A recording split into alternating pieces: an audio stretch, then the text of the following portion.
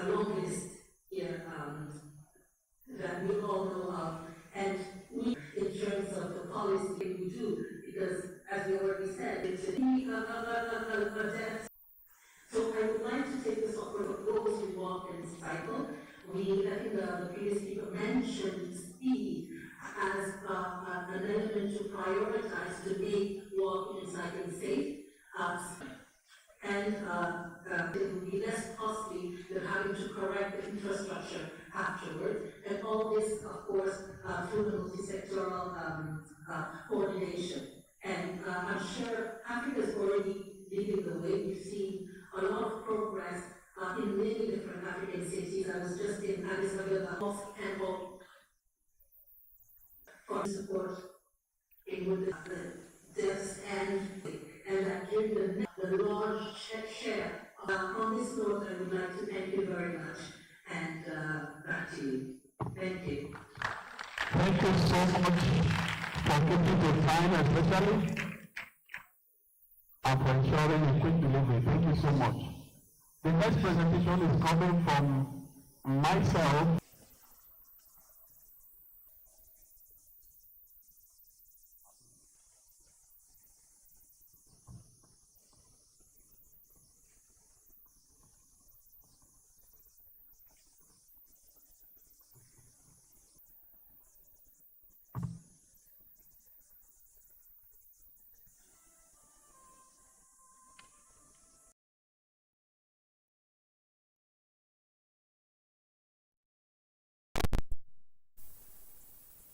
Can you help us check with him if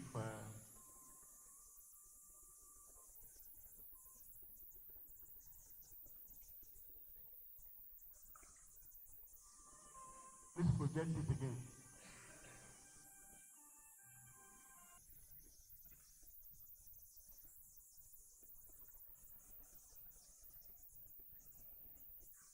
Now, to begin with, the most beautiful girl in Nigeria in 1957, the prize was a bicycle. Why is this of interest to me? It is because that was the value. I work with Oceana with a number of activities, and we train. Now, the question is Africans of all regions of the world, across Africa. Yet, the truth in the system that will move these people,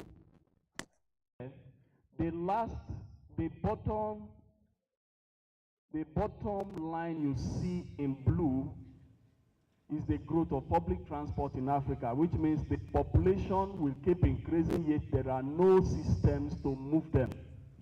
And this is across Africa. And as a result, car-centric development have continued to multiply, with more people dying. Those who are dying are people walking and cycling. Walking and cycling, 40%. If with issues of road safety in this part of the world, which makes this a very critical subject to look at. And then costing 3% of GDP and a huge. So we keep building this and thinking that this is what will solve the problem of congestion in cities in our bid to move the population. Car-centric development, widening roads, increasing speed, killing more people, widening the gap between the poor and the rich, because those who have cars can no longer crisis around us. Some said, let's use technology, and I'm an advocate of technology. We need to automate systems. We need to go car electric, whether they are autonomous, whether they are cities that goes with them will remain with us. In terms of public transport, but when you come to walking and cycling, there is limited progress, especially in this part of the world. And so we need to cross this car and magnify public transport, walking and cycling, those beautiful areas within the city.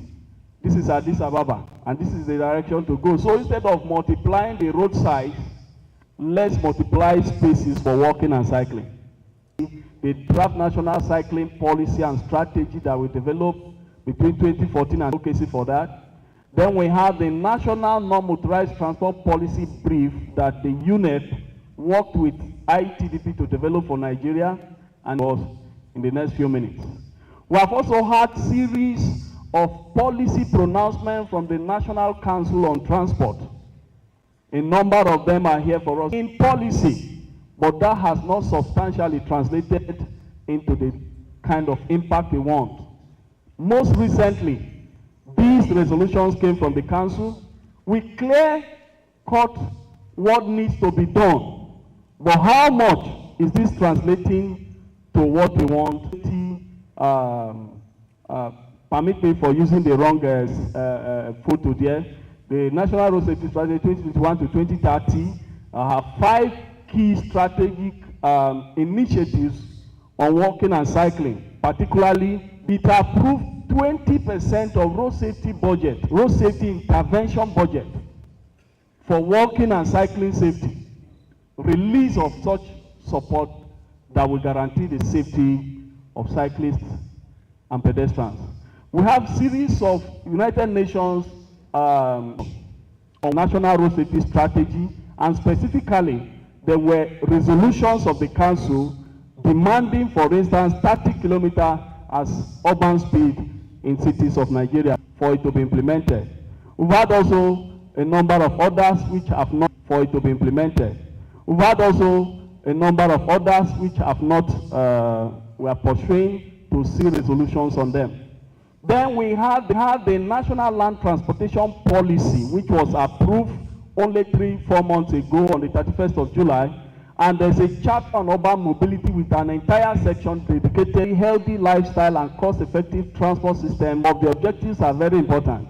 One, to create a national non-motorized transport policy and strategy, which we shall see later, and create a high-quality NMP infrastructure parts on urban roads and bicycle parking facilities in transport terminals and stops, and bike share system in public buildings and terminals. All of these have just been passed as much as possible. Also is the second draft national cycling policy, which is expected to be presented to the Minister of Transport in this program. The vision is effective integration of cycling into transportation system in Nigerian cities than use every other means of transport. And the purpose is to make roads in Nigeria and communities cycle-friendly and attractive, such that you go to cycle as a choice rather than being compelled by reason of poverty, as many know it. There are 5 priority areas. There are policy goals and specific targets. For instance, we hope that 30% of workers will cycle to their workplaces between now and 2030, if all hands are on deck. As I attempt to round up, I've jumped a number of these. Former Marshal of the Federal Road Safety Corps, Osita Chidoka, led some of those great advocacies across the cities of Nigeria. Commissioning of a bicycle parking facility that time at the Federal Road Safety Corps. We have also the permanent secretary of the Federal Advocacy on Cycling, ensuring that more people can get on the roads. And we have massive cycling activities at that time. With over 80 million students, pupils out of school in Nigeria, we have a golden opportunity to bring, because 30% of that are out of school because of transport. And if you give them a bicycle, you have returned them back to school. To make your hair, you can ride on the bicycle rather than using the car. And cycling to work, reducing congestion more and more, and providing health and many other benefits. Thank you very much. Femi from Lagos, representing the MD of Lamata for incoming.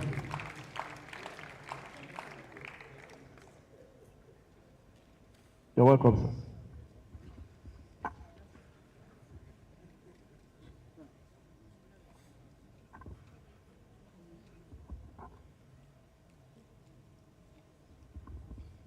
Good afternoon, distinguished key stakeholders, ladies and gentlemen, and all protocols observed at Lamata. Yeah, so this is just a brief take on a stock take on policy. Next slide, please. Okay, yes.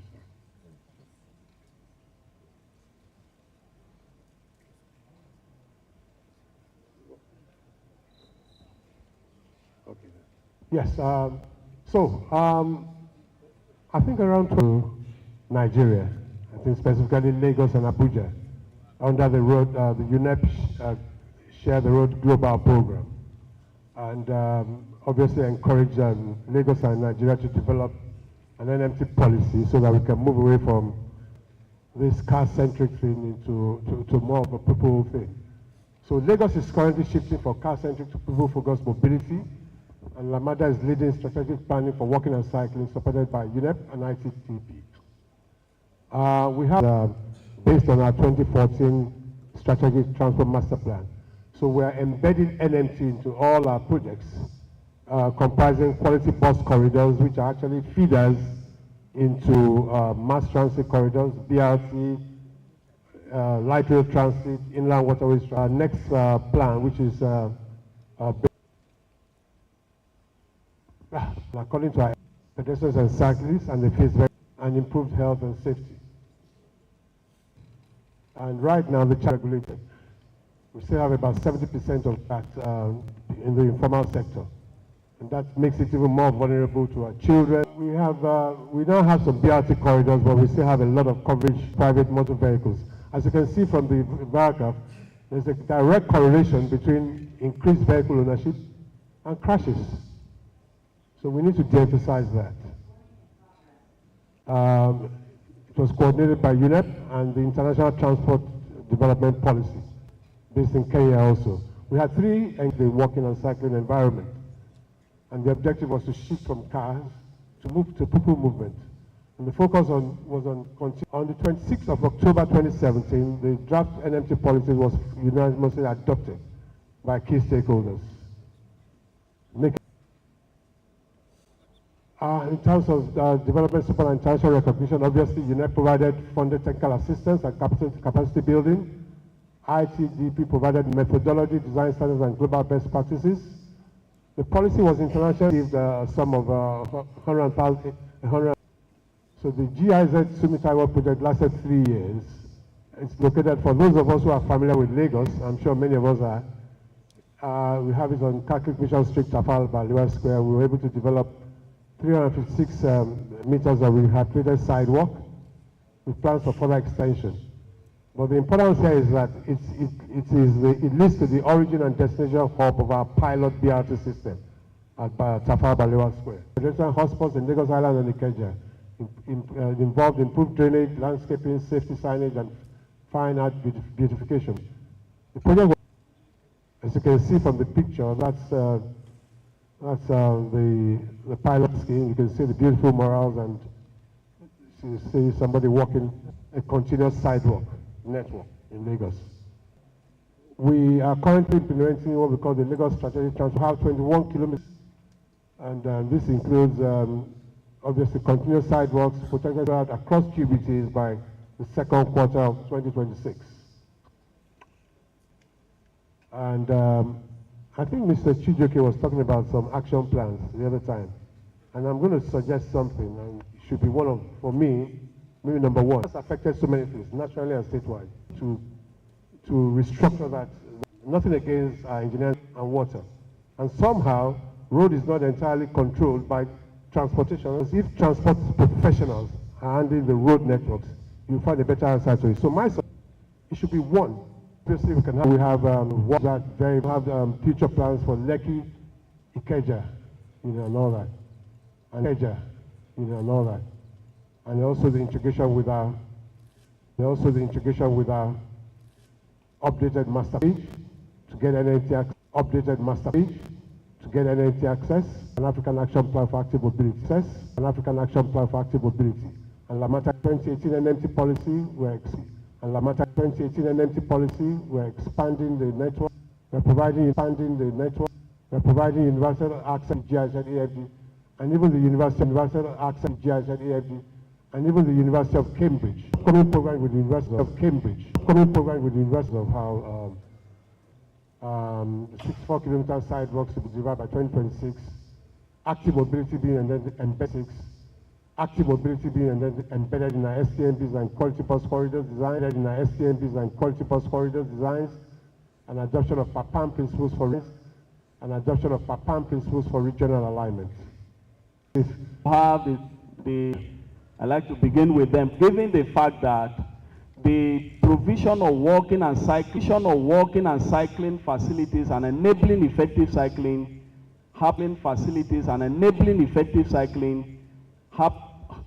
where necessary. On that note, I'd like to begin our current plans and programs for walking and cycling development in the city of Abuja. Thank you very much. This ladies and gentlemen. I thank the organizers for this. And speaking from the policy angle of non-authorized constitution, I can conclude this question. And the FCT. The FCT proper setting is such that it is built more for. Unfortunately, sometimes it's good to have a personal experience for certain decisions to be taken. Some PAPAM program talked about the non-motorized mobility. So it was nice to have that outing. And buy a bike. He says, no, I will give you. Typically, he brought a bicycle to my office. And I thanked him very much. I put it to hard. When I got to the house, what are you going to use it for? I said, I'm going to ride. He said, I'm going to ride a bicycle. I said, okay. Then on a Sunday morning, within my estate, the first day I tried to take the bike out. Not too long after, some young guy was driving very fast. And in the process of trying to avoid him, I fell into a ditch and grazed my knee. And I was able to do so. And unfortunately, around that period, the FCT entered into discussions with Jack of the Abuja Master Plan. The Jack was going to do it rough child. What they needed for us to do was to be part of the engagement. It's supposed to be a 3-year program. So we have a problem with the ability to use bicycles in Abuja. So pedestrian walking and findings are very important. Because if the infrastructure is right, especially the right to work, I can actually ride on Sunday because when we grew up, I would actually go bicycles to school. In my time, there were hardly any cars, so very few people own cars. So personally, I used bicycles to go to school, growing up in the late 1960s or early 1970s. And we need to begin to get back to that. Yeah, absolutely. So, fortunately, I was invited for the JICA meeting. And the reason I was invited for the JICA meeting was for us to talk about an African Development Bank study on how to build priority lanes in the federal capital. So that was how I stood my ground and said, look, BRP is fine. He said that thankfully I'm the non-secretary transportation. We will talk about BRP, but we will also put on the table that we must talk about. I'm happy to say that I got them to start looking at, because you have to put the infrastructure in the master plan itself, because it's not. I insisted and I was put in the action committee. My intention being to make sure that if we review master plan, I put the master pretty confident that we might extend or say it. Not everybody can go, not everybody in the US, not everybody in the UK, and in their population. Perhaps if they have infrastructure, the bicycle is fine cheaper. If you have where to use it, I'm sure people will get price and use that. So thank you very much. For the policy, I will hope and pray that by the time we finish with this, another decision small. The bike lane is the problem. We don't have it, we cannot be talking about non-motorized. Thank you so much, sir. Thank you. Thank you so much. Come back to Enugu State. Enugu has done some dynamic projects recently on public transport, especially. And we're wondering whether that took cognizance of walking and cycling, either by way of policy or infrastructure. Thank you so much. Good afternoon, everyone. I'd like to get the context because Enugu is a conservation state, a very old state. But under this government, under the organization, a few things were taken into consideration. As we put into consideration that most of the city lines and the structures may have maybe dysfunctional sidewalks for pedestrians. In some instances, to motorize the nature of the street bicycle also make those almost impossible for pedestrians to use. So we have to now begin to think that in our design road network design, the infrastructure. So there are multiple layers also, including that also we think about non-motorized transportation. Because everyone, almost two generations now, are used to taking transport from one point to the other. We also like to now go back and look at how we integrate technology into the enforcement and management, and that's the part we're working with visits to our command and control, because we also found out that if they're able to have the right data, like the Philomen talked about, building from Lagos State will say our new road network. We wanted to see, look at some of what we have, not from the safety of it, not from the safety of it, bringing it up to be careful of it for life. But it's work in progress because it's quite a big issue, both in collaboration amongst agencies and where we want to go. So it's work in progress for us. I'd like to come back now to the national authority, the Federal Road Safety Corps. And for a number of us that are aware, and as mentioned in my presentation earlier, the Federal Road Safety Corps has been a pioneering organization for cycling promotion. As a corps, the responsibility for safety is that of all road users. And FRSC have the mandate for that. Now, they need to be implemented for walking and cycling to be FRSC's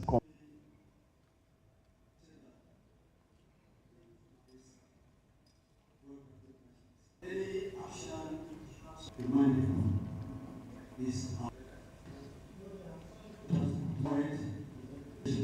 that today road traffic gridlock, morals, and expand the solution. The solution is utilization of cycling lanes for the cyclists, bicycles, and also the pedestrians to utilize and get to the destination. So we encourage mass transit training, mass transit buses, so that they reach the destination and then to connect to their destination easily. We are also promoting and advising the government to create more pedestrian and we empower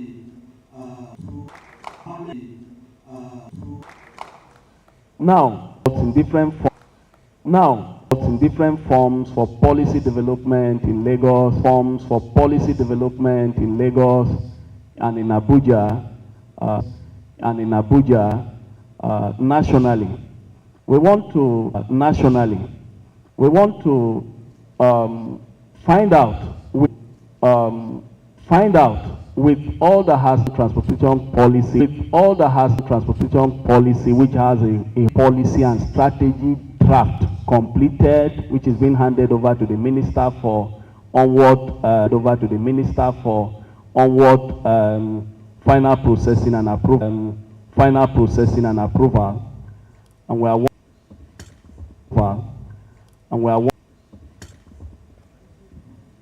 Thanks, Emmanuel. So I think often we talk a lot about policy and change, but then just as the victims are set out to happen, but actually it's very, very imperfect and very, very complex. And you've got people who are walking and cycling and people have been behaving in a car, and people who are behaving well in a car, and people on a motorbike, and someone else is in a rush to work, and somehow we as institutions need to go, as the previous driving here today, in Sunday Highway, this conference. But it would be really good if someone in this room could find in their budget $20 in this room, could find in their budget $20 to go paint that highway with some lanes, crossing points. But if we can't even as individuals working in all of these big institutions, spend the money on the all of these big institutions, spend the money on the pot of paint. What are we going to do with this big policy? And I start there because your question was, what can UNEP do for Nigeria? What can UNEP do for Nigeria? I wasn't even born here, I'm lucky to be Nigerian with my father, but I come here once or twice a year. You're the Nigerians here. You're the Nigerians. As the Nigerians are the experts in road safety, and trouble the internet policy, this is what we need your help for. We say, this is what we need your help for. We say, I think we're involved in decision making, disconnect between the Ministry of Transport that works, or if you know as a governor that your budget is not being ring-fenced for walking and cycling individuals to make it safe for different ministry. So we're experts living the reality and dealing with the impact in hospitals and people dying on your roads. So just drop me an email this Thursday, Friday, we'll be launching a national project is getting the cities talking to the national government. So can you come and convene to the national government? So can you come and convene us so we can start that conversation? So we're Nigeria to decide what's very, I would like to have time sake. Let's have Distinguished members of the conference, please permit me to stand on existing protocol. And I don't have a question per se, but I want to speak to some things raised here, and there is an issue we are missing. Dr. John, I've been following, you will recall, we were together when the Lagos State developed their national transport, including our national transport policy document, which is still hanging somewhere. And there is this. They are more interested in actually building the bridges, and the roads that makes more headline on newspapers and this thing than big headline, like what that will be headline, like what that will be having that have not helped us pedestrian walkways and cycle tracks, but we are not getting the necessary backing from next that Dr.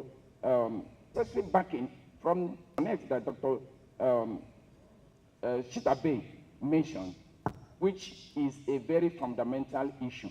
Until we marry these two ministries, the Ministry of Works is not what is interesting to the Ministry of Transportation. And I just want us to look at that. Then I have some idea.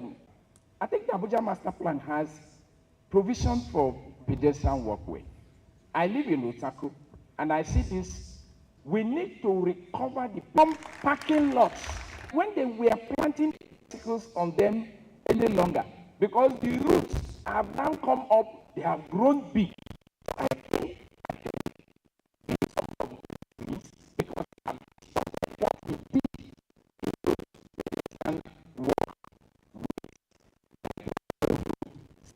Don't expect to provide mass of people. We have a color code for taxes because the cabos and these things have taken over that we don't even know which one is which. And the truth is that because government is now picking people as passengers, so build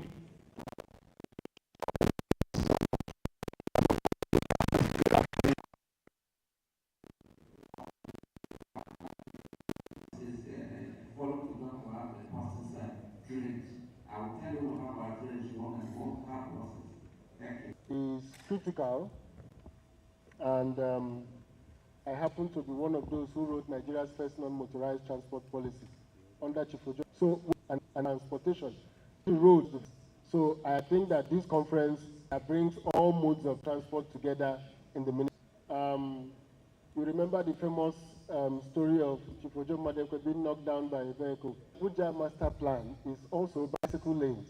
Contrary to what many, you look at cities like New York, have been able to create bicycle lanes in cities that were designed in 1774, 75.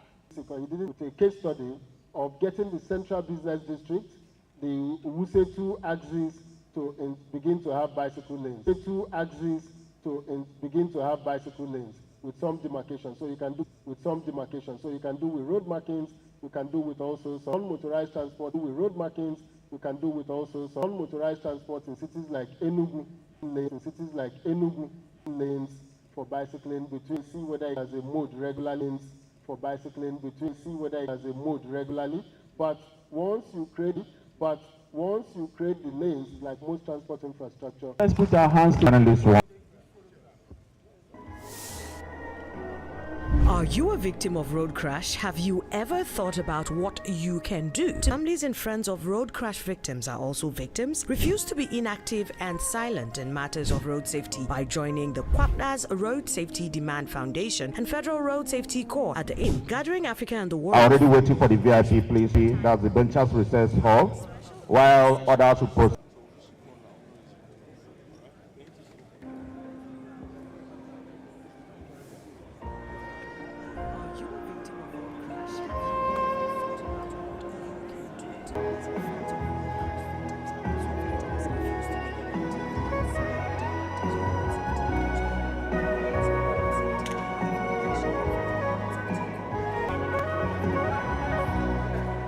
The VIP have processed to the lounge. They are the gate there. The VIPs are to proceed to the lounge. The entrance will lead the VIPs to the lounge for the tea break. Back here so that we'll continue with the program. Thank you very much for your cooperation.